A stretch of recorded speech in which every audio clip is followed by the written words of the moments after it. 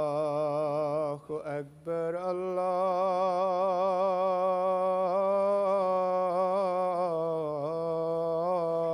الله أكبر الله أكبر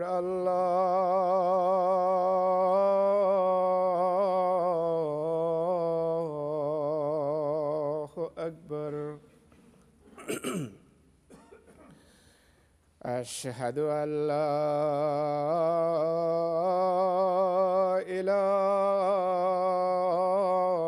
إله إلا الله أشهد أن لا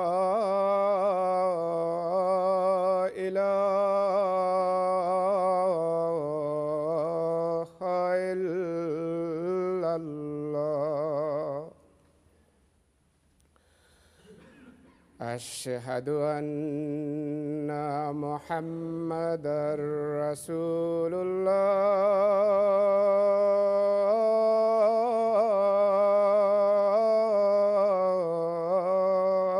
الله أشهد أن محمدًا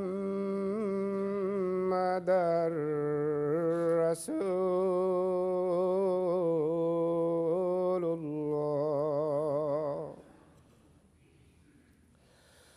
حي على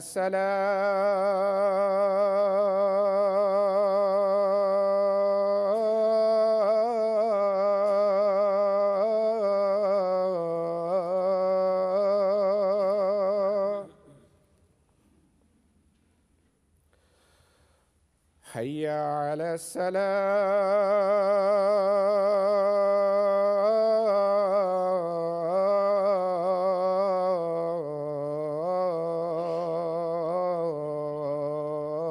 الصلاة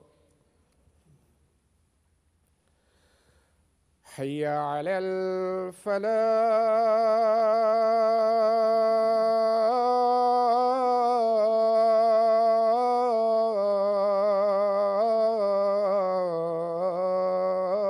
الفلاح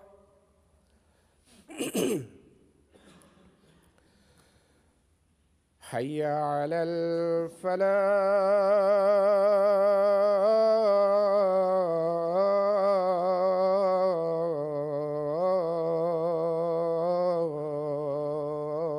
الفلاح الله أكبر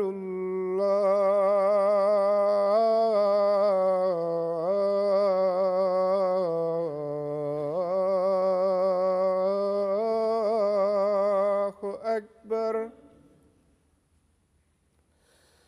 لا إله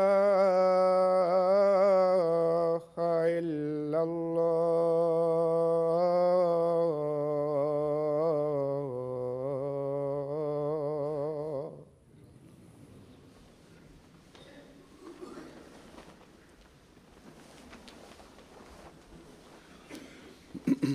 السلام عليكم ورحمة الله.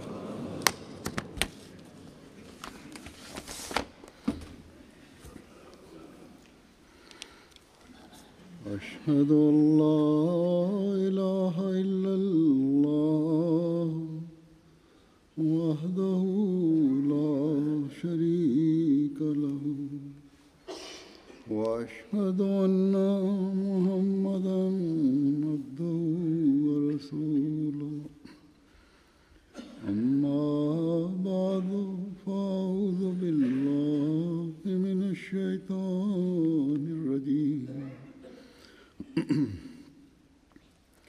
بسم الله الرحمن الرحيم الحمد لله رب العالمين الرحمن الرحيم مالك يوم الدين إياك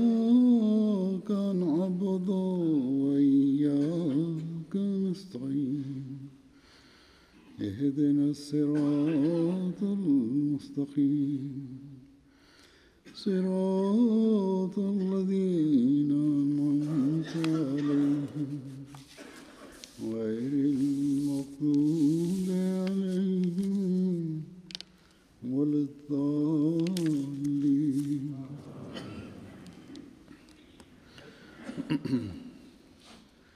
اللہ تعالیٰ اپنے ولیوں اور نیکی پر قائم رہنے والوں کی اولاد، در اولاد اور نسلوں کی بھی حفاظت فرماتا ہے اور انہیں نوازتا ہے، بشرطے کہ وہ اولاد اور نسل بھی نیکی پر قائم رہنے والی ہو۔ حضرت مسلم موعود رضی اللہ عنہ اس کی مثال دیتے ہوئے حضرت علی رضی اللہ عنہ کے بارے میں فرماتے ہیں کہ دیکھو، حضرت صلی اللہ علیہ وسلم نے جب اپنی رسالت کے ابتدائی ایام میں اپنے خاندان کے لوگوں کو پیغام حق پہنچانے کے لیے دعوت کی، تو پہلے کھانا کھا چکنے کے بعد پہلی دعوت میں جب اسلام کو پیغام پہنچانے کے لیے آپ کھڑے ہوئے اور ابھی بات شروع ہی کی تھی، تو ابو لہب نے سب کو منتشر کر دیا۔ آپ صلی اللہ علیہ وسلم ان کی اس حرکت پر بڑے حیران ہوئے، لیکن مایوس نہیں ہوئے، چنانچہ آپ نے دوبارہ حضرت علی سے فرمایا کہ دعوت کا دوبارہ انتظام کرو۔ چنانچہ دوسری دفعہ آپ نے اسلام کا پیغام پہنچایا تو سب مجلس سناٹے میں آ گئے، سب خاموش تھے، کوئی نہیں بولا۔ آخر حضرت علی کھڑے ہوئے اور عرض کی کہ گو میں عمر میں سب سے چھوٹا ہوں، جو بھی لوگ اس مجلس میں بیٹھے ہوئے ہیں ان سب سے،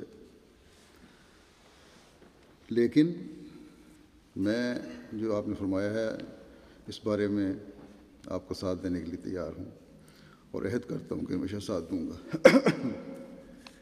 بہرحال اس کے بعد مکے میں مخالفت عروج پر پہنچ گئی، حضرت صلی اللہ علیہ وسلم کو ہجرت کرنی پڑی۔ اس وقت حضرت علی رضی اللہ عنہ کو ہی اللہ تعالیٰ نے یہ اس قربانی کی توفیق دی کہ حضرت صلی اللہ علیہ وسلم نے حضرت علی کو اپنے بستر پر لٹایا اور فرمایا تم یہاں لیٹے رہو تاکہ دشمن سمجھے کہ میں لیٹا ہوں۔ اس وقت حضرت علی نے یہ نہیں کہا کہ یا رسول اللہ دشمن باہر گھیرا ڈال کے کھڑا ہے، صبح جب انہیں پتہ چلے گا تو بعید نہیں کہ وہ مجھے قتل کر دیں، بلکہ بڑے اطمینان کے ساتھ حضرت علی آپ کے بستر پہ سو گئے۔ اور صبح جب کفار کو پتہ چلا تو انہوں نے حضرت علی کو بہت مارا پیٹا، لیکن بہرحال اس وقت تک حضرت صلی اللہ علیہ وسلم مکے سے ہجرت کر چکے تھے۔ حضرت علی کی اس قربانی نے انہیں کس قدر انعامات سے نوازا بعد میں، یہ تو حضرت علی کے یا نوازنا تھا، یہ حضرت علی کے علم میں نہیں تھا۔ سو کسی انعام کے لیے یا اللہ تعالیٰ کے فضلوں کو حاصل کرنے کے لیے انہوں نے قربانی نہیں دی تھی، بلکہ خالصتاً حضرت صلی اللہ علیہ وسلم کی محبت میں، عشق میں اور اللہ تعالیٰ کی رضا حاصل کرنے کے لیے قربانی دی تھی۔ اس وقت یہ صرف اللہ تعالیٰ کے علم میں تھا کہ انہیں اس قربانی کے بدلے میں کس قدر عزت ملنے والی ہے، اور نہ صرف حضرت علی کو بلکہ نیکیوں پر قائم رہنے والی آپ کی اولاد کو اور نسلوں کو بھی اللہ تعالیٰ عزت سے نوازے گا۔ حضرت علی پر پہلا فضل تو اللہ تعالیٰ نے یہ فرمایا کہ آپ کو حضرت صلی اللہ علیہ وسلم کی دامادی کا شرف حاصل ہوا۔ پھر حضرت صلی اللہ علیہ وسلم نے مختلف مواقع پر حضرت علی کے مختلف کاموں کی وجہ سے بڑی تعریف فرمائی۔ ایک دفعہ حضرت صلی اللہ علیہ وسلم جنگ کے لیے کسی جگہ تشریف لا رہے تھے تو حضرت علی کو مدینے میں رہنے کا حکم دیا۔ حضرت علی نے عرض کیا، یا رسول اللہ، آپ مجھے عورتوں اور بچوں کے ساتھ چھوڑ کے جا رہے ہیں؟ آپ نے فرمایا، اے علی، کیا تمہیں یہ پسند نہیں کہ تمہاری نسبت مجھ سے وہی ہو جو ہارون کی موسیٰ سے تھی؟ حضرت موسیٰ ہارون کو پیچھے چھوڑ کر گئے تھے، اس سے ہارون کی عزت کم نہیں ہوئی تھی۔ بس حضرت علی رضی اللہ عنہ کی بھی اللہ تعالیٰ نے عزت اس طرح قائم فرمائی، اور پھر آپ تک کی نہیں بلکہ اسلام میں جو اکثر اولیاء اور صوفیاء گزرے ہیں وہ حضرت علی کی اولاد میں سے ہی ہیں یا تھے، اور ان اولیاء کو بھی اللہ تعالیٰ نے معجزات اور اپنی تائیدات عطا فرمائیں۔ حضرت مسلم موعود حضرت مسیح موعود علیہ السلام کے حوالے سے بیان فرماتے ہیں کہ حضرت مسیح موعود علیہ السلام سے میں نے ایک واقعہ سنا ہوا ہے، اور واقعہ یہ ہے کہ ہارون الرشید نے امام موسیٰ رضا کو کسی وجہ سے قید کر دیا اور ان کے ہاتھوں اور پاؤں میں رسیاں باندھ دیں۔ اس زمانے میں سپرنگ دار گدیلے تو نہ تھے، عام روئی کے گدیلے ہوتے تھے۔ ہارون الرشید اپنے محل میں آرام سے ان آرام دہ گدیلوں پر سویا ہوا تھا کہ اس نے خواب میں دیکھا کہ رسول کریم صلی اللہ علیہ وسلم تشریف لائے ہیں اور آپ صلی اللہ علیہ وسلم کے چہرے پر غضب کے آثار ہیں۔ آپ نے فرمایا کہ ہارون الرشید، تم ہم سے محبت کا دعویٰ کرتے ہو مگر تمہیں شرم نہیں آتی کہ تم آرام دہ گدیلوں پر گہری نیند سو رہے ہو، اور ہمارا بچہ شدت گرما میں ہاتھ پاؤں بندھے ہوئے قید خانے کے اندر پڑا ہے۔ یہ نظارہ دیکھ کر ہارون الرشید بے تاب ہو کر اٹھ بیٹھا اور اپنے کمانڈر کو ساتھ لے کر اسی جیل خانے میں گیا اور اپنے ہاتھ سے امام موسیٰ رضا کے ہاتھوں اور پاؤں کی رسیاں کھولیں۔ انہوں نے ہارون الرشید سے کہا کہ آپ تو اتنے مخالف تھے میرے، اب کیا بات ہوئی ہے کہ خود چل کر یہاں آ گئے؟ ہارون الرشید نے اپنا خواب سنایا اور کہا، میں آپ سے معافی چاہتا ہوں، میں اصل حقیقت کو نہ جانتا تھا۔ اب دیکھو، مسلم فرماتے ہیں، دیکھو اس زمانے میں اور رسول کریم صلی اللہ علیہ وسلم اور حضرت علی کے زمانے میں کتنا بڑا فاصلہ تھا۔ ہم نے کئی بادشاہوں کی اولادوں کو دیکھا ہے کہ وہ در بدر دھکے کھاتی پھرتی ہیں۔ کہتے ہیں، فرماتے ہیں کہ میں نے خود دلی میں ایک سکہ دیکھا جو پانی کی مشکیں اٹھایا کرتا تھا، پانی پلایا کرتا تھا، جو شاہان مغلیہ کی اولاد میں سے تھا۔ وہ لوگوں کو پانی پلاتا پھرتا تھا مگر اس میں اتنی حیا ضرور تھی کہ وہ مانگتا نہیں تھا اور خود محنت کر رہا تھا، لیکن بہرحال اس کو بادشاہ کی اولاد ہونے کے باوجود ایک عام مزدور کی حیثیت سے رہ رہا تھا۔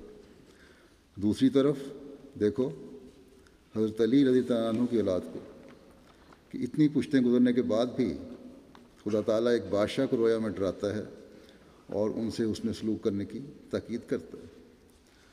اگر حضرت علی رضی اللہ عنہ کو اس اعزاز کا پتہ ہوتا اور ان کو غیب کا علم ہوتا اور وہ محض اس عزت افزائی کے لیے اسلام قبول کرتے تو ان کا ایمان صرف سودا اور دکانداری رہ جاتا، کسی انعام کا موجب نہ بنتا۔ حضرت مسیح موعود علیہ السلام نے ایک جگہ ایک ولی کا ذکر کرتے ہوئے فرمایا کہ وہ جہاز میں سوار تھا، سمندر میں طوفان آ گیا، قریب تھا کہ جہاز غرق ہو جاتا، اس کی دعا سے بچا لیا گیا، اور دعا کے وقت اسے الہام ہوا اس بزرگ کو کہ تیری خاطر ہم نے سب کو بچا لیا۔ آپ علیہ السلام نے فرمایا دیکھو یہ باتیں میری زبانی جمع خرچ سے حاصل نہیں ہوتی، بلکہ اس کے لیے محنت کرنی پڑتی ہے، اللہ تعالیٰ سے تعلق رکھنا پڑتا ہے، نیکیوں کو جاری رکھنا پڑتا ہے جو اپنے آبا کی نیکیاں ہیں۔ بس نیکوں کی نسل ہونا، ولیوں کی نسل ہونا، بزرگوں کی نسل ہونا بھی اسی وقت فائدہ دیتا ہے جب خود بھی نیکیوں پر انسان قائم ہو اور اللہ تعالیٰ سے تعلق ہو۔ حضرت مسلم موعود رضی اللہ عنہ کی حضرت مسیح موعود کے بارے میں بیان کردہ بعض اور باتیں بھی اس وقت آپ کے سامنے پیش کروں گا۔ حضرت مسلم موعود حضرت مسیح موعود علیہ السلام کی نماز باجماعت کی پابندی کے بارے میں فرماتے ہیں کہ حضرت مسیح موعود علیہ السلام کو نماز اتنی پیاری تھی کہ جب کبھی بیماری کی وغیرہ کی وجہ سے آپ تشریف نہ لا سکتے اور گھر میں ہی نماز ادا کرنی پڑتی تھی تو والدہ صاحبہ یا گھر کے بچوں کو ساتھ ملا کر نماز باجماعت پڑھا کرتے تھے۔ صرف نماز نہیں پڑھتے تھے بلکہ باجماعت نماز پڑھتے تھے۔ حضرت مسیح علیہ السلام خود ایک موقع پر نماز باجماعت کی اہمیت بیان کرتے ہوئے فرماتے ہیں کہ اللہ تعالیٰ کا یہ منشا ہے کہ تمام انسانوں کو ایک نفس واحد کی طرح بنا دے۔ اس کا نام وحدت جمہوری ہے۔ آپ نے فرمایا کہ مذہب سے بھی یہی منشا ہوتا ہے کہ تسبیح کے دانوں کی طرح وحدت جمہوری کے ایک دھاگے میں سب پروئے جائیں۔ مذہب وہی ہے جو سب کو اکٹھا کر دے، ایک بنا دے۔ فرمایا کہ یہ نمازیں باجماعت جو ادا کی جاتی ہیں وہ بھی اس وحدت کے لیے ہی ہیں تاکہ کل نمازیوں کا ایک وجود شمار کیا جاوے، اور آپس میں مل کر کھڑے ہونے کا حکم اس لیے ہے کہ جس کے پاس زیادہ نور ہے وہ دوسرے کمزور میں سرایت کر کے اسے قوت دے، یعنی نمازی ایک دوسرے سے قوت حاصل کریں۔ فرمایا اس وحدت جمہوری کو پیدا کرنے اور قائم رکھنے کی ابتدا اس طرح سے اللہ تعالیٰ نے کی ہے کہ اول یہ حکم دیا کہ ہر ایک محلہ والے 5 وقت نمازوں کو باجماعت محلے کی مسجد میں ادا کریں تاکہ اخلاق کا تبادلہ آپس میں ہو اور انوار مل کر کمزوری کو دور کریں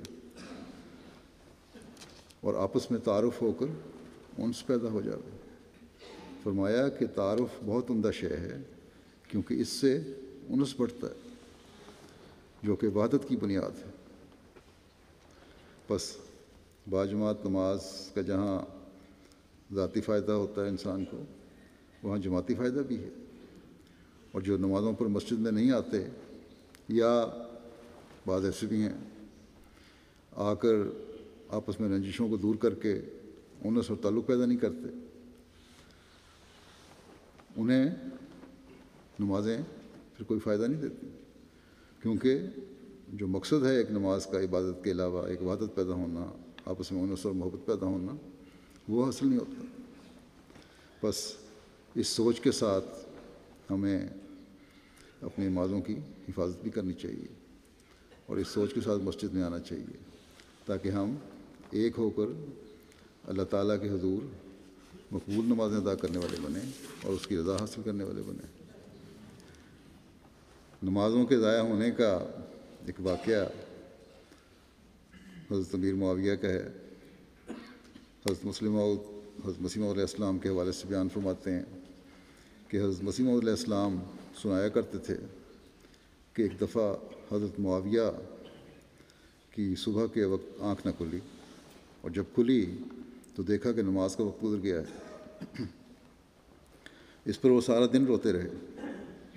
دوسرے دن انہوں نے خواب میں دیکھا کہ ایک آدمی آیا اور نماز کے لیے اٹھاتا ہے۔ انہوں نے پوچھا تو کون ہے؟ اس نے کہا شیطان ہوں جو تمہیں نماز کے لیے اٹھانے آیا ہوں۔ انہوں نے کہا تجھے نماز کے لیے اٹھانے سے کیا تعلق؟ یہ بات کیا ہے؟ اس نے کہا کہ کل جو میں نے تمہیں سوتے رہنے کی تحریک کی اور تم سوتے رہے اور نماز نہ پڑھ سکے، اس پر تم سارا دن روتے رہے، فکر کرتے رہے۔ خدا نے کہا کہ اسے نماز باجماعت پڑھنے سے کئی گنا ثواب دے دو، یعنی اس رونے کی وجہ سے اللہ تعالیٰ نے کئی گنا ثواب دینے کا حکم دیا فرشتوں کو۔ تو مجھے اس بات کا بڑا صدمہ ہوا، شیطان کہتا ہے کہ مجھے اس بات کا بڑا صدمہ ہوا کہ نماز سے محروم رکھنے پر تمہیں اور زیادہ ثواب مل گیا۔ آج میں اس لیے جگانے آیا ہوں کہ آج بھی کہیں تم زیادہ ثواب نہ حاصل کر لو۔ تو آپ فرماتے ہیں کہ شیطان تب پیچھا چھوڑتا ہے جب کہ انسان اس کی بات کا توڑ کرتا ہے، اس سے وہ مایوس ہو جاتا ہے اور چلا جاتا ہے۔ بس ہمیں چاہیے کہ ہم بھی ہر موقع پر شیطان کو مایوس کریں اور اللہ تعالیٰ کی رضا حاصل کرنے کی حت المقدور کوشش کریں اور اس کے حکموں پر چلنے کی کوشش کریں، اپنی نمازوں کی حفاظت کریں اور وقت پر ادا کرنے کی کوشش کیا کریں۔ بعض دفعہ بعض لوگ جلد بازی میں سے کام لیتے ہوئے کسی بات کی گہرائی میں جائے بغیر اپنی رائے قائم کر لیتے ہیں، اور پھر بعض کمزور طبائع اس وجہ سے ٹھوکر بھی کھا جاتی ہیں۔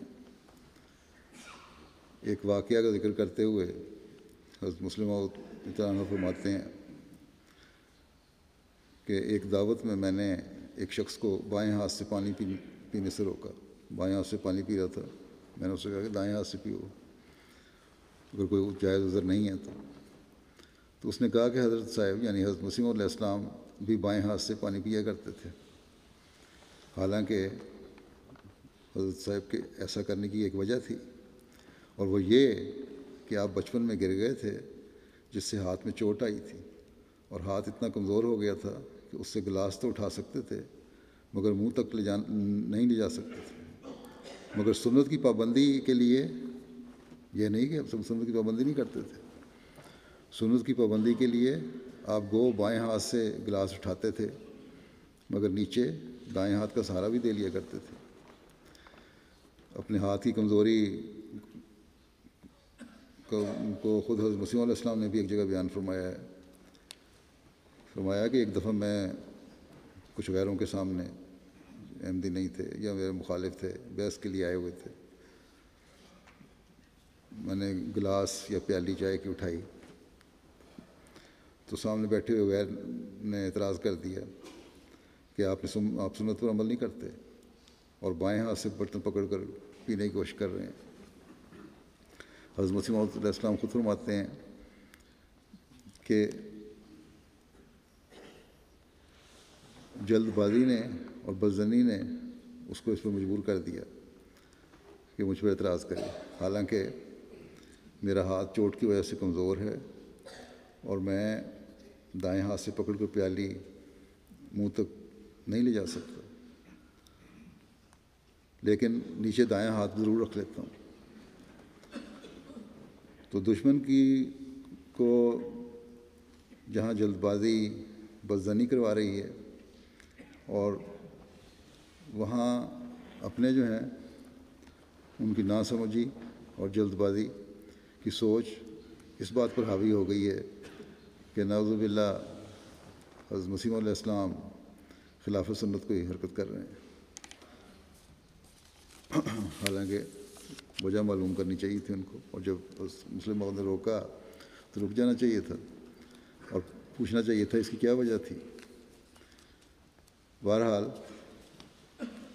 یہ جلد بازیاں ہی ہیں جو پھر غلط قسم کی بدعات بھی پیدا کر دیتی ہیں، غلط قسم کی خود ہی تفسیریں کر کے انسان خود غلط نتائج اخذ کر لیتا ہے۔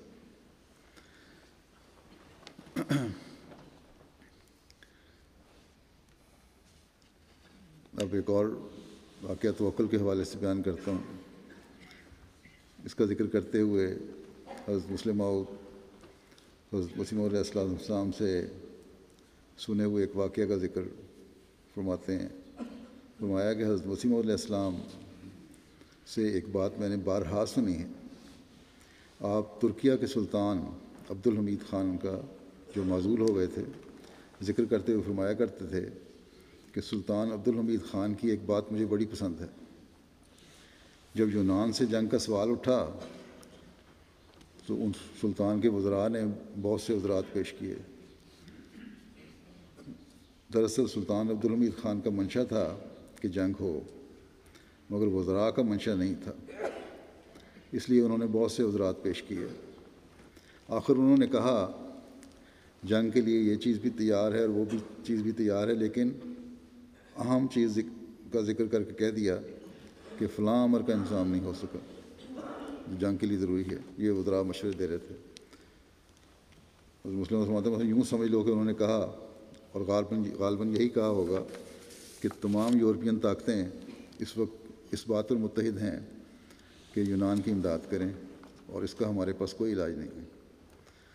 حضرت مسیح موعود علیہ السلام فرمایا کرتے تھے کہ جب وزراء نے اپنا مشورہ پیش کیا اور مشکلات بتائیں اور کہا کہ فلاں چیز کا انتظام نہیں، تو سلطان عبدالحمید نے جواب دیا کہ کوئی خانہ تو خدا کے لیے بھی چھوڑنا چاہیے.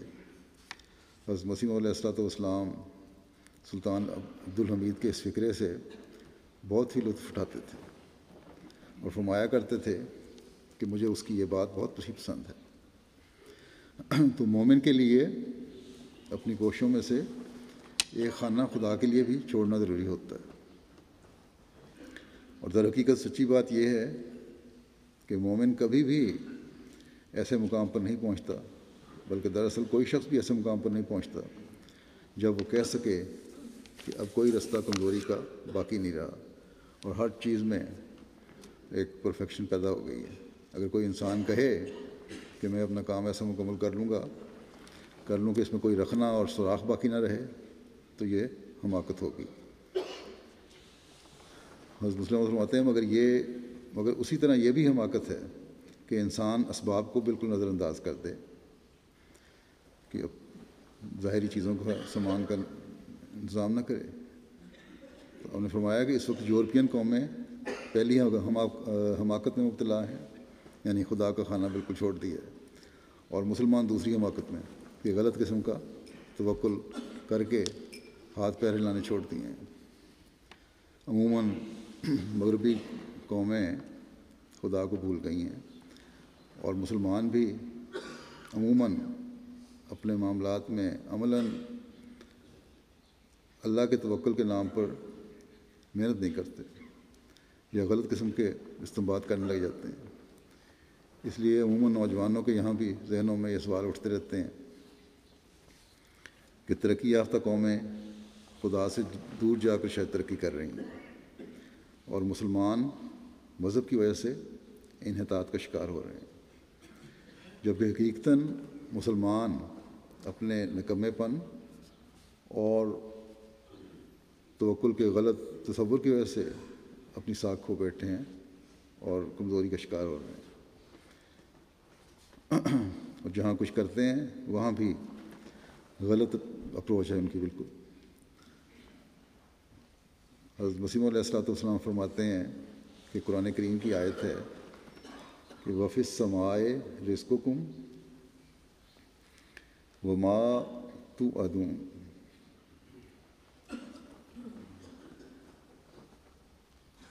اور آسمان میں تمہارا رزق بھی ہے اور جو کچھ وعدہ کیا جاتا ہے وہ بھی ہے. فرمایا اس سے ایک نادان دھوکہ کھاتا ہے اور تدابیر کے سلسلے کو باطل کرتا ہے. مسلمان سمجھتے ہیں کہ اللہ تعالیٰ نے فرما دیا آسمان میں تمہارا رزق ہے اور جو تمہیں وعدہ دیا جاتا ہے وہ ملے گا، اس لیے کچھ کرنے کی ضرورت نہیں، اللہ تعالیٰ خود ہی سب کچھ بھیج دے گا. فرمایا حالانکہ سورہ جمعہ میں اللہ تعالیٰ فرماتا ہے فَانْتَشِرُوا فِي الْأَرْضِ وَابْتَغُوا مِنْ فَضْلِ اللَّهِ، تم زمین میں منتشر ہو جاؤ اور خدا کے فضل کو تلاش کرو. اور خدا کا فضل یہی ہے تلاش کرنا کہ محنت کرو اور اپنے قوا کو استعمال میں لاؤ. فرمایا کہ یہ نہایت نازک معاملہ ہے کہ ایک طرف تدابیر کی رعایت ہو دوسری طرف توکل بھی پورا ہو۔ فرمایا اس بات کا خیال رکھنا چاہیے کہ تدابیر بھی پوری ہوں، جو اسباب ہیں ظاہری ان کو بھی پوری طرح کرو، اور پھر اللہ تعالیٰ پر توکل کرو۔ یہ ہے حقیقی مومن کی نشانی۔ اور اس کے اندر فرمایا کہ اور اس کے اندر شیطان کو وساوس کا بڑا موقع ملتا ہے، یعنی تدابیر کی کو کرنا اور اللہ پہ توکل کرنا، ان دونوں چیزوں کے درمیان فرق جو ہے بڑا ضروری ہے، اور دونوں چیزیں انتہائی ضروری ہیں، کرنی ضروری ہیں، اور شیطان ان دونوں کے بیچ میں آ کے رکھنا ڈالنے کی کوشش کرتا ہے، ایمان خراب کرتا ہے، اس لیے اس بات کا خیال رکھو۔ فرمایا کہ بعض لوگ ٹھوکر کھا کر اسباب پرست ہو جاتے ہیں، اور بعض لوگ خدا کے عطا کردہ قوا کو بیکار محض خیال کرنے لگ جاتے ہیں۔ حضرت صلی اللہ علیہ وسلم فرمایا کہ حضرت صلی اللہ علیہ وسلم جنگ کو جاتے تو تیاری کرتے تھے، گھوڑے ہتھیار بھی ساتھ لیتے تھے، بلکہ آپ بعض اوقات 2 زریں پہن کر جاتے تھے، تلوار بھی کمر سے لٹکاتے تھے، حالانکہ ادھر خدا تعالیٰ نے وعدہ فرمایا تھا کہ واللہ یعصمک من الناس، اور اللہ تجھے لوگوں کے حملوں سے محفوظ رکھے گا۔ بس تدبیر پوری کر کے پھر توکل کا حکم ہے، اسی طرح ہر معاملے میں محنت کر کے پھر توکل کا حکم ہے، اس کے بغیر خدا تعالیٰ کی مدد نہیں آتی۔ حضرت مسیح موعود علیہ السلام کے الہام ہے کہ بادشاہ تیرے کپڑوں سے برکت ڈھونڈیں گے۔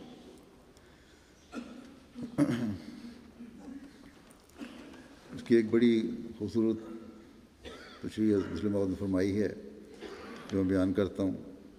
آپ فرماتے ہیں کہ اس نے خود، یعنی اللہ تعالیٰ نے خود حضرت مسیح موعود علیہ السلام کو الہام فرمایا ہے کہ بادشاہ تیرے کپڑوں سے برکت ڈھونڈیں گے، اور جب وہ وقت آئے گا کہ بادشاہ حضرت مسیح موعود علیہ السلام کے کپڑوں سے برکت ڈھونڈیں گے تو وہ کون سے احمق ہوں گے، آپ مخاطب ہو کے فرما رہے ہیں اپنے سامنے بیٹھے ہوں کو، جو تم سے برکت حاصل نہیں کریں گے۔ کپڑے تو بے جان چیز ہیں اور تم جاندار ہو۔ اس کو سامنے آپ کے بعض صحابہ بھی ہوں گے، بعض تابعی بھی ہوں گے، تبع تابعین بھی ہوں گے۔ فرمایا کون سے احمق ہوں گے تم سے برکت حاصل نہیں کریں گے، کپڑے تو بے جان چیز ہیں اور تم جاندار ہو۔ جب وہ وقت آئے گا کہ بادشاہ حضرت مسیح موعود علیہ السلام کے کپڑوں سے برکت ڈھونڈیں گے تو آپ کے صحابہ اور تابعین اور پھر تبع تابعین سے بھی ان کے درجات کے مطابق برکت حاصل کی جائے گی۔ کیا تم نے دیکھا نہیں کہ حضرت امام ابو حنیفہ رسول کریم صلی اللہ علیہ وسلم کے کتنے فاصلے پر تھے، یعنی کتنے عرصے دیر بعد پیدا ہوئے، لیکن بغداد کے بادشاہ ان سے برکت ڈھونڈتے تھے، بلکہ صرف انہی سے برکت نہیں ڈھونڈتے تھے بلکہ ان کے شاگردوں سے بھی برکت ڈھونڈتے تھے۔ بس تم اللہ تعالیٰ سے دعائیں کرتے رہو کہ طاقت مل جانے کے بعد تم کہیں ظلم نہ کرنے لگ جاؤ، اور تمہاری امن پسندی عصمت بی محاورہ ہے کہ عصمت بی عزب چادری والی نہ ہو، یعنی مجبوری کی نیکی نہ ہو، وہ ایسی نیکی نہ ہو کہ جس کے کیے بغیر کوئی چارہ نہیں ہے، بلکہ حقیقت میں تمہاری نیکیاں ہو رہی ہوں۔ فرمایا کہ اگر تم طاقت ملنے پر ظالم بن جاؤ گے تو تمہاری آج کی نرمی بھی ضائع ہو جائے گی، اور خدا تعالیٰ کہے گا کہ پہلے تو تمہارے ناخن ہی نہیں تھے، اس لیے تم نے سر کھجلانا کیسے تھا، اب میں نے تمہیں ناخن دیے ہیں تو تم نے سر کھجلانا بھی شروع کر دیا ہے۔ بس تم خوشی منانے کے ساتھ ساتھ استغفار بھی کرتے رہو، اور اپنے لیے بھی اور دوسروں کے لیے بھی دعائیں کرو۔ یہ بڑی ضروری چیز ہے کہ آج ہم امن کی باتیں کرتے ہیں، سلامتی کی باتیں کرتے ہیں، جو سب کچھ ملے جب بادشاہ احمدی مسلمان ہوں اور برکت حاصل کرنے کی کوشش کریں، اس وقت جو ہے ہمارا امن اور سلامتی کا پیغام وہ پھیلنا چاہیے، اس وقت محبت اور پیار پھیلنا چاہیے، نہیں تو آج کل تو مجبوری کی باتیں ہوں گی۔ پھر فرمایا کہ اور وہ دن دور نہیں جب حضرت مسیح موعود علیہ السلام کا الہام پورا ہوگا کہ بادشاہ تیرے کپڑوں سے برکت ڈھونڈیں گے۔ بادشاہتیں تو آہستہ آہستہ ختم ہی ہو رہی ہیں، لیکن ملک کا پریزیڈنٹ بھی اور صدر بھی بادشاہ ہی ہوتا ہے۔ اگر روس کا وزیر اعظم اور صدر مسلمان ہو جائیں تو وہ بھی بادشاہ سے اپنی حیثیت سے کم نہیں، اور حضرت مسیح موعود علیہ الصلوۃ والسلام کے کپڑوں سے برکت ڈھونڈیں گے، لیکن وہ حضرت مسیح موعود علیہ الصلوۃ والسلام کے کپڑوں سے اسی وقت برکت ڈھونڈیں گے جب تم آپ علیہ السلام کی کتابوں سے برکت ڈھونڈنے لگ جاؤ۔ یہ ایک تعلق ہے۔ وہ بادشاہ اس وقت برکت ڈھونڈیں گے جب تم لوگ جو پرانے احمدی ہو، پہلے احمدی ہو، صحابہ کی اولاد کہلاتے ہو، تابعین ہو، تبع تابعین ہو، یا بہرحال بہت پہلے ان بادشاہوں سے احمدیت قبول کرنے والے ہو، تم لوگ حضرت مسیح علیہ السلام کی کتابوں سے برکت ڈھونڈو۔ اور کتابوں سے برکت ڈھونڈنا یہ ہے کہ آپ کی کتابوں کو پڑھو، علم حاصل کرو، وہ مسائل کو جانو جو حقیقی اسلام کے بارے میں ہیں۔ آپ نے فرمایا کہ جب تم حضرت مسیح علیہ السلام کی کتب سے برکت ڈھونڈنے لگ جاؤ گے تو خدا تعالیٰ ایسے سامان پیدا کر دے گا جو کہ آپ کے کپڑوں سے برکت ڈھونڈیں گے۔ تبلیغ ہوگی، پھیلے گی، بادشاہتیں آئیں گی، تب وہ کپڑوں سے برکت ڈھونڈنے کی کوشش بھی کریں گے۔ لیکن پھر آپ نے فرمایا انجمن کو مخاطب ہو کر کہ حضرت مسیح علیہ السلام کے تبرکات ہیں، کپڑے ہیں، ان کو صحیح طرح رکھنے کا انتظام نہیں ہے۔ اب تبرکات کے لیے ربا میں بھی اللہ کے فضل سے قادیان میں بھی کام ہو رہا ہے، کافی حد تک اس پہ کام ہو چکا ہے اور محفوظ کرنے کی کوشش کی جا رہی ہے۔ بہرحال آپ نے انجمن کو توجہ دلائی کہ اس کا کام ہے کہ حضرت مسیح علیہ السلام کے کپڑوں کے اور تبرکات کو محفوظ کیا جائے، اور فرمایا کہ بعض ماہر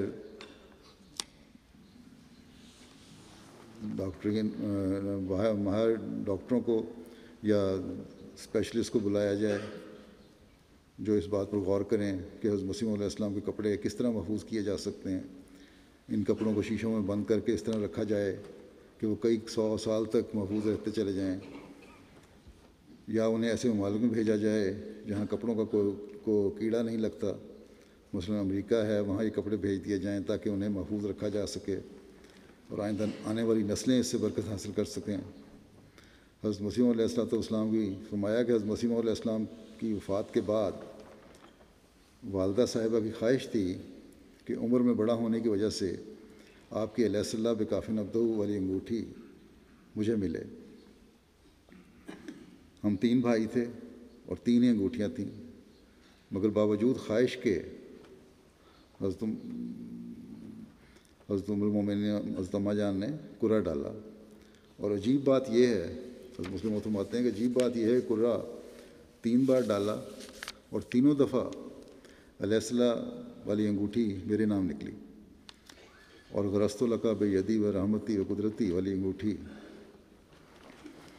میاں بشیر احمد صاحب کے نام نکلی جو مسلم موت کے دوسرے بھائی تھے، اور تیسری انگوٹھی جو وفات کے وقت حضرت مسیح علیہ السلام کے ہاتھ میں تھی، پہنی ہوئی تھی، اس پر مولا بس لکھا ہوا تھا، تینوں دفعہ میاں شریف احمد صاحب کے نام نکلی۔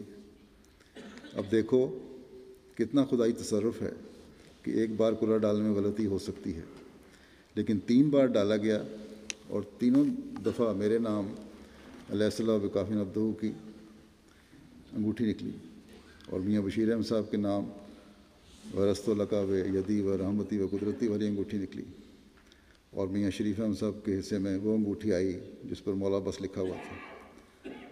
حضرت مسلم فرماتے ہیں کہ میں نے نیت کی ہوئی تھی کہ میں علیہ السلام بکافٍ عبدہ والی انگوٹھی جماعت کو دے دوں گا، لیکن میں اس وقت تک اسے کس طرح دے دوں جب آپ فرما رہے ہیں، اس وقت آپ فرما رہے ہیں کہ انتظام ہی نہیں تمہارے پاس اس کو محفوظ کرنے کا، جب تک کہ وہ اس کی نگرانی کی ذمہ داری نہ لے لے جماعت۔ اگر وہ انگوٹھی میرے بچوں کے پاس رہے تو وہ کم سے کم اسے اپنی ملکیت سمجھ کر اس کی حفاظت تو کریں گے، لیکن میرا دل چاہتا ہے کہ میں یہ انگوٹھی اپنے بچوں کو نہ دوں بلکہ جماعت کو دے دوں۔ اس کے لیے میں نے ایک اور تجویز بھی کی ہے کہ اس انگوٹھی کا کاغذ پر عکس لے لیا جائے اور بعد میں اسے زیادہ تعداد میں چھپا لیا جائے، پھر نگینے والی انگوٹھیاں تیار کی جائیں، لیکن نگینہ لگانے سے پہلے گڑے میں اس عکس کو دبا دیا جائے۔ اس طرح ان انگوٹھیوں کا حضرت مسیح علیہ السلام کی انگوٹھی سے براہ راست تعلق ہو جائے گا، گویا علیہ السلام بکافی نبدو نگ بھی ہوگا اور وہ عکس بھی نگ کے نیچے دبا ہوا ہوگا۔ پھر اس قسم کی انگوٹھیاں مختلف ممالک میں بھیج دی جائیں، مثلا ایک انگوٹھی امریکہ میں رہے، ایک انگلینڈ میں رہے، ایک سوئٹزرلینڈ میں رہے، اس طرح ایک انگوٹھی دوسرے ممالک میں بھیج دی جائے، اس طرح ہر ملک میں حضرت مسیح علیہ السلام کا تبرک محفوظ رہے۔ بعد میں پھر آپ نے فیصلہ یہی فرمایا کہ علیہ السلام والی انگوٹھی خلافت کو دے دی جائے، اور آپ نے فرمایا کہ میرے پاس جو بھی خلیفہ ہو اس کو یہ میری انگوٹھی دیتی جائے۔ اس طرح وہ آگے چلتی جا رہی ہے۔ فرماتے ہیں کہ پچھلے دنوں مجھے حضرت مسیح علیہ السلام کی ایک پرانی تحریر ملی تھی، میں نے وہ تحریر انڈونیشیا بھیج دی تاکہ اس امانت کو وہاں محفوظ رکھا جائے اور اس سے وہاں کی جماعت برکت حاصل کرے۔ اب انڈونیشیا والے ہی بتا سکتے ہیں کیا وہ تحریر محفوظ ہے ان کے پاس یا نہیں۔ فرمایا کہ مگر الہام میں کپڑوں کا ذکر ہے، یعنی خدا تعالیٰ نے آپ کو یہ الہام فرمایا تھا کہ بادشاہ تیرے کپڑوں سے برکت ڈھونڈیں گے، اس لیے چاہیے کہ ہم حضرت مسیح علیہ السلام کے کپڑوں کو ایسی جگہوں پر بھجوا دیں جہاں کیڑا نہیں لگتا تاکہ وہ زیادہ لمبے عرصے تک محفوظ رہیں۔ پھر آپ نے نوجوانوں کو فرمایا کہ نوجوانوں کو چاہیے کہ وہ آگے آئیں اور اپنی ذمہ داری کو سمجھیں، کیونکہ نئی نئی چیزیں، نئے انتظامات نوجوان زیادہ بہتر رنگ میں کر سکتے ہیں، کیونکہ وہ پڑھے لکھے بھی ہوں گے، نئی روشنی کے لحاظ سے، نئی تعلیم کے لحاظ سے، سائنس کے لحاظ سے۔ اور فرمایا کہ اس کو پھر اسلام کی خدمت کے لیے استعمال کریں تاکہ آپ کو بھی یہ دن دیکھنا نصیب ہو کہ ان کی وجہ سے ملکوں کے ملک محمد رسول اللہ صلی اللہ علیہ وسلم پر ایمان لائے۔ حضرت مسیح علیہ السلام نے یہ کتب کا ذکر ہوا، اس بارے میں کس طرح ابتدا میں کتب شائع کی جاتی تھیں بیان کروں۔ جب کتب تحریر فرما رہے تھے، ابتدائی زمانہ تھا، وسائل بہت کم تھے، اس وقت کی تصویر کشی کرتے ہوئے حضرت مسلم موعود اس طرح بیان کرتے ہیں کہ کس طرح حضرت مسیح علیہ السلام کاتبوں کے نخرے برداشت کرتے تھے اور کس طرح معیار اچھا رکھنے کی کوشش فرماتے تھے۔ اس بارے میں آپ فرماتے ہیں حضرت میر مہدی حسن صاحب کے بارے میں، پہلے یہ احمدی نہیں تھے، جس زمانے کا ذکر ہے اور پھر اس زمانے کا جب یہ احمدی نہیں تھے، کہ میر صاحب حضرت مسیح علیہ السلام کے زمانے میں چھپائی کے انچارج تھے۔ جب حضرت مسیح علیہ السلام کی کسی کتاب کی کاپی چھپتی تو بڑے غور سے پڑھتے تھے۔ یہ بات کا زمانہ ہے، کبھی مثلاً اگر کہیں فل سٹاپ بھی غلط جگہ لگا ہوتا تو اس کاپی کو تلف کر دیتے اور نئی لکھواتے۔ اس طرح کام کرنے والے 2-4 دن تک، جب تک کہ نئی کاپی تیار نہ ہوتی، یوں ہی بیٹھے رہتے۔ اس زمانے کا پریس کا بھی اور لکھنے کا نظام بھی اور طرح کا تھا، آج کل کی طرح نہیں کہ کمپیوٹر پہ بیٹھے اور فوراً پرنٹنگ کر دی۔ اس کے باوجود بھی شمار غلطیاں ہوتی ہیں آج کل بھی۔ بہرحال کہتے ہیں پھر جب وہ تیار ہوتی تو پھر وہ دیکھتے، اور اگر کوئی غلطی دیکھتے تو پھر اسے تلف کر دیتے، اور اس وقت کتاب چھپنے نہ دیتے جب تک کہ انہیں یقین نہ آتا کہ اب اس میں کوئی غلطی نہیں ہے۔ حضرت مسیح علیہ السلام دریافت فرماتے کہ اتنی دیر کیوں لگی کتاب چھپنے میں؟ تو وہ کہتے کہ حضور ابھی پروف میں بڑی غلطیاں ہیں۔ حضرت مسیح علیہ السلام بھی صاف اور اچھی چیز چاہتے تھے، اس لیے آپ کبھی بھی اس بات کا خیال نہ فرماتے کہ مزدور اور کام کرنے والے یوں ہی بیٹھے ہیں اور مفت کی تنخواہیں کھا رہے ہیں۔ اس بات کی فکر نہیں تھی کہ جو لکھنے والے ہیں یا دوسرے کام کرنے والے یوں ہی بیٹھے ہیں، بلکہ کیونکہ اچھی کوالٹی چاہیے تھی، اس لیے آپ کہتے ٹھیک ہے، معیار اچھا ہونا چاہیے، اگر یہ چند دن فارغ بیٹھ کر تنخواہ بھی لے لیں تو کوئی حرج نہیں۔ بلکہ آپ کی بھی یہ خواہش ہوتی تھی کہ لوگوں کے سامنے اچھی چیز پیش ہو۔ پھر حضرت مسیح علیہ السلام کی یہ بھی عادت تھی کہ کتاب میں ذرا نقص ہوتا تو اس کو پھاڑ دینا اور فرمانا دوبارہ لکھو۔ کاتب نے پھر کتاب لکھنی، اور اگر کہیں ذرا بھی نقص ہوتا تو اسے پھاڑ دینا، اور جب تک اچھی کتابت نہ ہوتی اس وقت تک مضمون چھپنے کے لیے نہ دینا۔ حضرت مسیح علیہ السلام جن سے کتابت کرواتے تھے وہ شروع میں تو احمدی نہیں تھے، لیکن بعد میں احمدی ہو گئے، ان کا لڑکا بھی احمدی ہو گیا۔ ان میں یہ خوبی تھی جو کتابت کرنے والے کہ وہ حضرت مسیح علیہ السلام کی قدر پہچانتے تھے، اور حضرت مسیح علیہ السلام ان کی قدر پہچانتے تھے، باوجود غیر احمدی ہونے کے جب بھی حضرت صاحب کو کتابت کی ضرورت ہوتی انہیں قادیان بلایا جاتا، جن سے بھی کتابت کرواتے تھے وہ۔ فرمایا کہ اس زمانے میں تنخواہیں کم ہوتی تھیں، 25 روپے ماہوار اور روٹی کے لیے الاؤنس ملتا تھا۔ ان کی یہ عادت تھی کہ کتابت کرنے والے کی کہ جب کام ختم ہونے کے قریب پہنچتا تو انہوں نے حضرت مسیح موعود علیہ السلام کے پاس آنا اور کہنا، حضور سلام عرض کرنے آیا ہوں، مجھے اب گھر جانے کی اجازت دے دیں۔ تو آپ نے فرمانا کہ کیوں اتنی جلدی کیا پڑی ہے، کتابیں چھپ رہی ہیں ابھی تو انہوں نے کتابت کی ضرورت ہے ہمیں کاتبوں کی، تو انہوں نے کہنا حضور ضرور جانا ہے۔ آپ نے فرمانا ابھی تو کچھ کتابت باقی ہے۔ کہنا حضور روٹی پکانی پڑتی ہے یہاں، تو اس پر سارا دن صرف ہو جاتا ہے، اور روٹی پکایا کروں یا کتابت کیا کروں، سارا دن روٹی پکانے میں لگ جاتا ہے۔ حضرت مسیح موعود علیہ السلام نے فرمانا، اچھا آپ کی روٹی کا میں لنگر سے انتظام کروا دیتا ہوں۔ اس طرح ان کو 35 روپے تنخواہ بھی مل جاتی اور روٹی بھی مفت مل جاتی۔ کچھ دن کے بعد انہوں نے پھر حضرت صاحب کی خدمت میں حاضر ہو کر کہنا کہ حضور سلام عرض کرنے آیا ہوں، جانے کی اجازت چاہتا ہوں۔ حضرت صاحب نے پوچھنا کیوں، کیا بات ہے؟ کہنا حضور لنگر کی روٹی بھی کوئی روٹی ہے، دال الگ ہے، پانی الگ ہے، اور نمک ہے ہی نہیں۔ یہاں بھی بعض دفعہ اس طرح آج کل پک جاتی ہے، اور کسی وقت اتنی مرچیں ڈال دینی کہ آدمی کو سوکھی روٹی کھانی پڑتی ہے۔ یہ روٹی کھا کر کوئی انسان کام نہیں کر سکتا۔ آپ نے فرمانا اچھا تو بتاؤ کیا کروں پھر؟ تو انہوں نے کہنا اس کے لیے کچھ رقم الگ دے دیا کریں، اس مصیبت سے تو خود روٹی پکانے کی مصیبت اٹھانا بہتر ہے، میں خود روٹی پکا لیا کروں گا۔ حضرت مسیح موعود علیہ السلام نے 10 روپے اور بڑھا دینے اور کہنا لو اب آپ کو 45 روپے ملا کریں گے۔ 25 روپے سے شروع ہوئے، 45 تک آ گئے۔ پھر انہوں نے 10 دن کے بعد آ جانا اور کہنا حضور سلام عرض کرنے آیا ہوں، مجھے گھر جانے کی اجازت دیں، یہاں سارا دن روٹی پکاتا رہتا ہوں، کام کیا کروں؟ آپ نے فرمانا پھر کیا کریں؟ کہنا حضور لنگر خانے میں انتظام کروا دیں۔ آپ نے فرمانا اچھا تمہیں 45 روپے ملتے رہیں گے اور کھانا بھی لنگر خانے سے میں لگوا دیتا ہوں۔ انہوں نے واپس آ کر پھر کام شروع کر دینا۔ کچھ دنوں کے بعد پھر آ جانا اور کہنا حضور سلام عرض کرنے آیا ہوں، جانے کی اجازت چاہتا ہوں۔ حضور نے پوچھنا بات کیا ہے؟ کہنا حضور لنگر کی روٹی تو مجھ سے نہیں کھائی جاتی، بھلا یہ بھی کوئی روٹی ہے؟ آپ مجھے 10 روپے روٹی کے لیے دے دیں، میں خود انتظام کر لوں گا۔ حضرت صاحب نے 10 روپے بڑھا کر 55 روپے کر دیے۔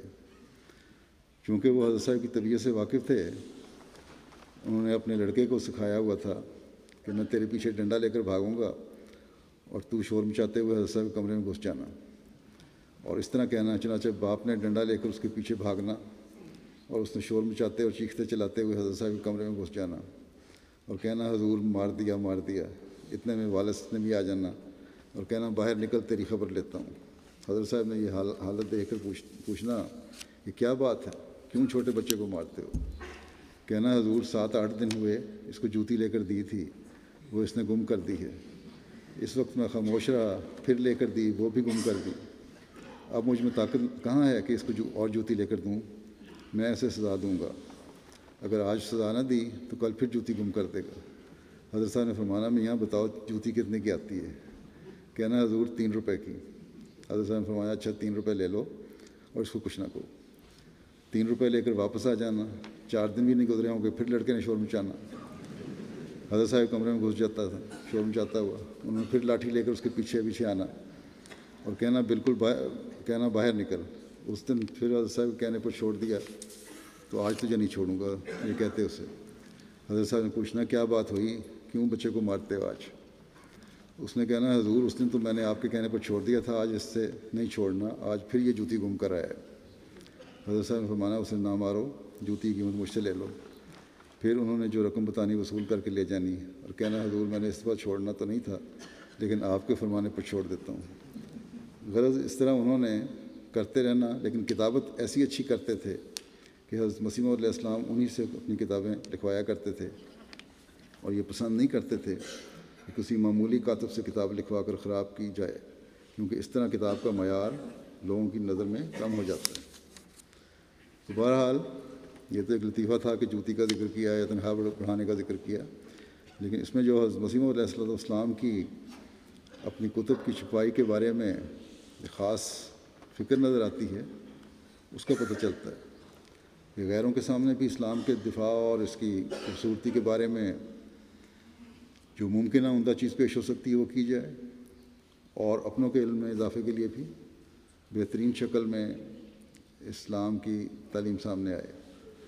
بس حضرت مسیح علیہ السلام کی کتب کو ہمیں خاص طور پر پڑھنے کی کوشش کرنی چاہیے، انہی سے ہمارا دینی علم بھی بڑھے گا اور ہمیں تبلیغ کا شوق بھی پیدا ہوگا، ہمارے علم میں برکت بھی پڑے گی، اور دنیا کو ہم اسلام کے جھنڈے تلے لانے کے قابل ہوں گے۔ اصل برکت تو یہ ہے کہ بادشاہوں کو اسلام کا حقیقی علم حاصل ہو اور وہ اس کے مطابق اپنی زندگیاں ڈھالیں، ورنہ تو بہت سے بلکہ اکثریت،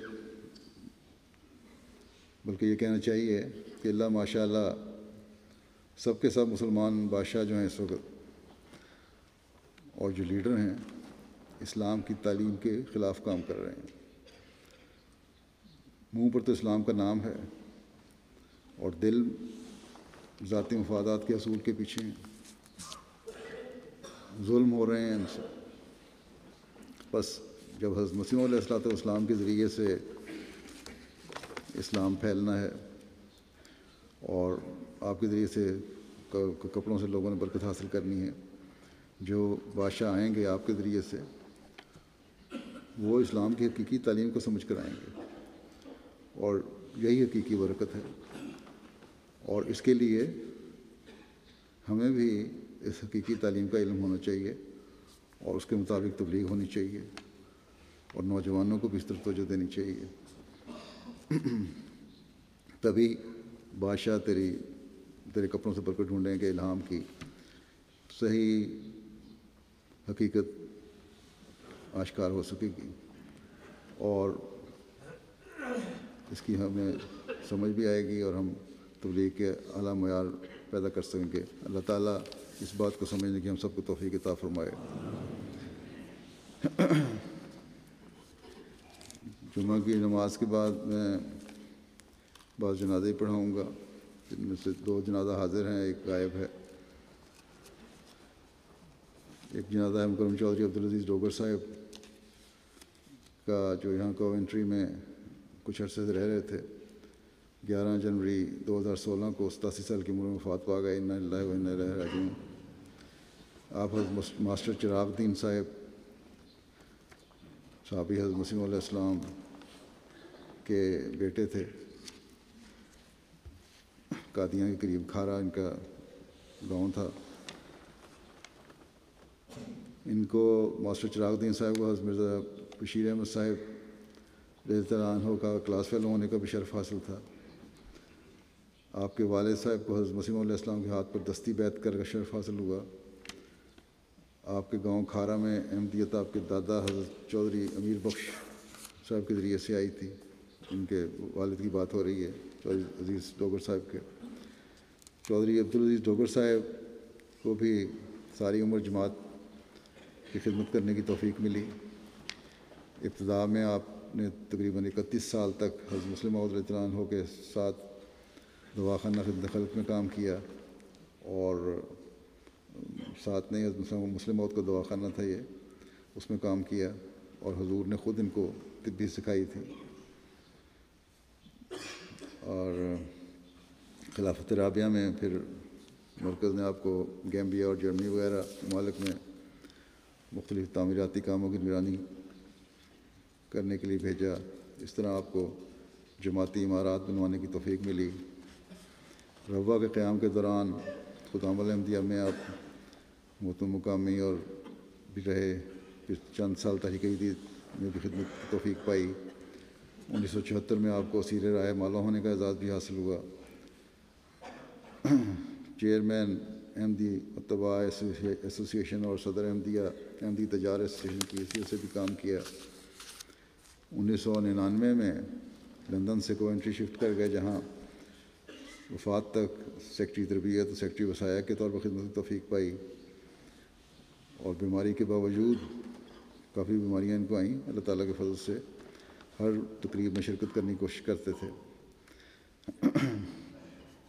اور جرمنی وغیرہ یورپ کے دورے میں جہاں بھی میں جاؤں میں نے دیکھا ہے وہاں پہنچے ہوتے تھے. پچھلے دنوں بیمار بھی تھے، اس کے باوجود بڑی کوشش کر کے یہ ہالینڈ میں جو فنکشن ہوا تھا پارلیمنٹ میں وہاں بھی پہنچے ہوئے تھے. ان کو بعض کتب کی بھی اشاعت کی توفیق ملی، جس میں سیرت حضرت اماں جان اور سیرت حضرت مرزا شریف احمد صاحب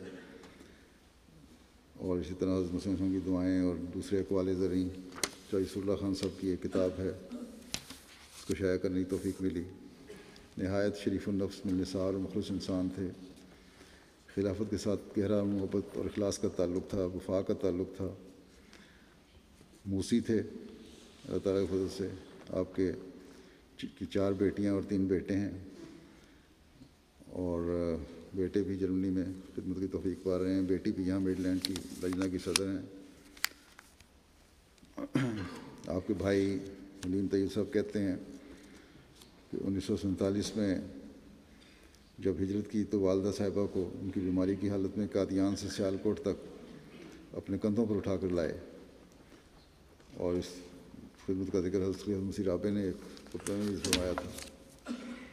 پارٹیشن کے وقت ان کا گاؤں تھا کھارا، قادیان سے قریب ہی، وہاں حفاظت کا انتظام ڈیوٹیاں دیتے رہے. مستورات کو بڑی بہادری سے ان کے حفاظت کا استعمال کرتے رہے. حضرت مسلم موعود نے درویشان قادیان کی حفاظت اور اسیران کی رہائی کے لیے بعض امور کے لیے ایک وفد تشکیل دیا تھا حکام سے ملنے کے لیے. ہندوستان میں بھی حضرت مرزا بشیر احمد صاحب اس کے قائد تھے، اس میں یہ بھی شامل تھے. الیاس منیر صاحب کہتے ہیں کہ مختلف منصوبوں کے نگران اور انچارج ہوتے تھے، مگر میں نے آپ کو مزدوروں کی طرح کام کرتے بھی دیکھا ہے. اسی طرح تعمیراتی سامان خریدتے وقت کم سے کم قیمت پر بہترین کوالٹی کی تلاش میں مختلف مارکیٹوں میں جا کر چکر لگا کے جماعت کے پیسے بچانے کی کوشش کرتے تھے. خلافت سے محبت اور عقیدت ان کا بنیادی حصہ تھی. ایک دفعہ گھٹنے میں آپ کی تکلیف تھی، تو اب پھر کہتے ہیں کہ یہ ایک عارضی تکلیف ہے، مستقل نہیں ہو سکتی، کیونکہ میرے دائیں گھٹنے میں ایک دفعہ حضرت مسلم موعود رضی اللہ عنہ پاؤں رکھ کر گھوڑے پر سوار ہوئے تھے، اس لیے اس کی برکت سے امید ہے کہ اس پہ تکلیف نہیں ہوگی، اور اللہ تعالیٰ کے فضل سے چلتے پھرتے رہے. بعض ایک زمانے میں ان پر بعض حالات مشکل حالات بھی آئے، ابتلا بھی آئے، لیکن اللہ تعالیٰ کے فضل سے بڑی وفا سے انہوں نے وقت گزارا اور اپنے ایمان کو محفوظ رکھا. اللہ تعالیٰ آپ سے مغفرت اور رحم کا سلوک فرمائے اور اپنے پیاروں کے قدموں میں جگہ دے. ان کی اولاد کو بھی ہمیشہ خلافت سے اور جماعت سے وفا کا تعلق نبھانے کی توفیق عطا فرمائے. دوسرا جنازہ اقبال نسیم عظمت بٹ صاحبہ کا ہے، جو غلام سرور بٹ صاحب کی اہلیہ تھیں. 13 جنوری کو 94 سال کی عمر میں ان کی وفات ہوئی ہے. انا للہ و انا الیہ راجعون.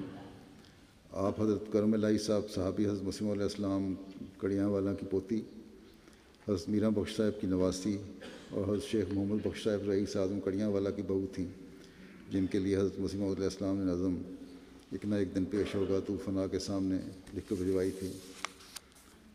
مرحومہ نہایت نیک صالحہ، نمازوں کی پابند، ملنسار، مہمان نواز، ہر ایک کی مدد کرنے والی خاتون تھیں.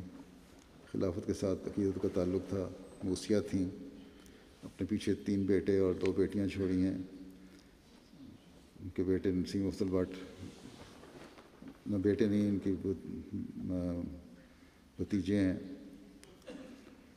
جو ریجنل امیر ہیں. اللہ تعالیٰ ان سے مغفرت اور رحم کا سلوک فرمائے.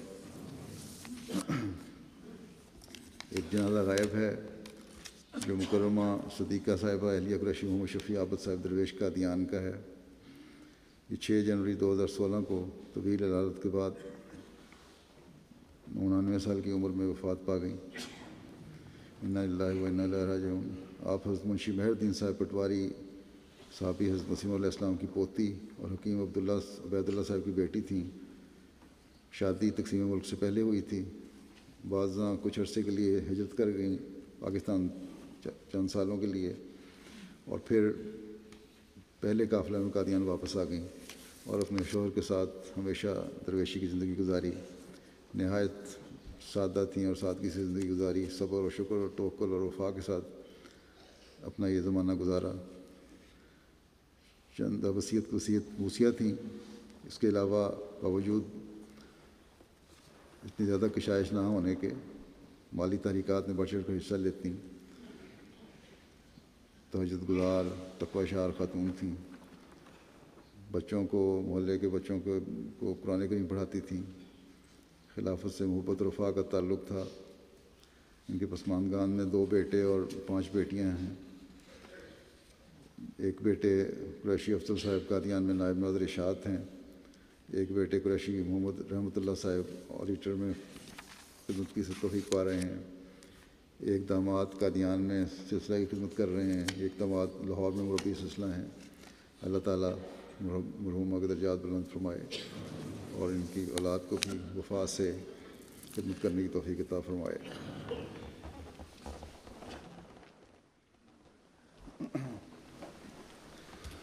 الحمد